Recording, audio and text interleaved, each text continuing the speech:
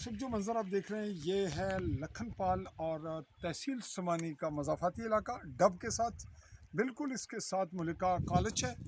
اور میں آپ سے مخاطب آ رہا ہوں چودھری فضل رحمان عالی نیوز کے پلیٹ فارم سے۔ AALI اسپیس دے کے نیوز لکھیے، آل بیل اکاؤنٹ کو کلک کیجیے۔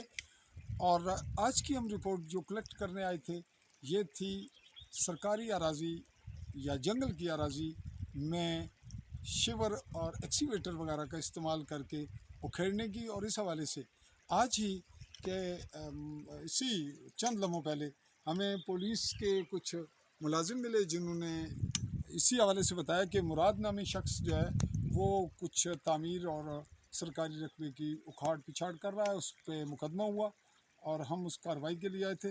اتفاق سے ہم خاصے لیٹ آئے، تاہم ہمارے پاس جو اس وقت رپورٹ کلیکٹ ہو رہی ہے، کیمرہ آپ کو دکھا رہا ہے، کیمرے کی نظر سے تمام سچویشن آپ کو نظر آ رہی ہے۔ اس جانب جہاں یہ بیک سائڈ پہ میرے نظر آ رہی ہے یہ سڑک اتر رہی ہے جو کہ اوپر سے جا کے انجانا ایک جگہ ہے اور پھر مڑ کر یہ ڈب کی طرف جائے گی۔ اور بالکل اس سامنے اس کے چاروں طرف یہ جو اوجھل علاقہ ہے یہ ہے لکھن پال۔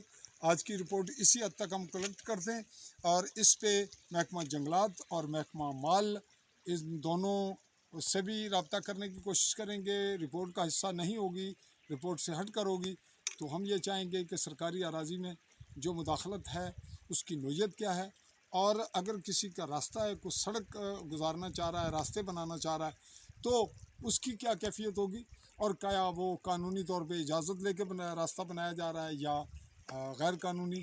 اور اگر یہ غیر قانونی راستہ بنایا جا رہا ہے تو کیا دیگر راستے جو جنگلات میں ہیں یا سرکاری اراضیوں میں وہ ہر جگہ پہ اجازت لے کر بنائے جا رہے ہیں یا غیر قانونی بنائے جا رہے ہیں۔